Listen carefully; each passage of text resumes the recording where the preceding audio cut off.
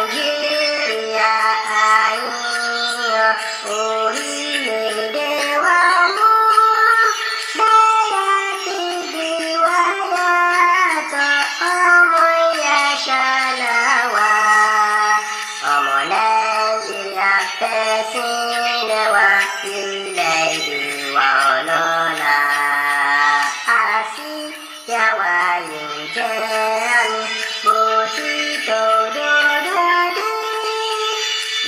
lafiya biyu wala shalewa sao pipawo mo awa asiya ilabawo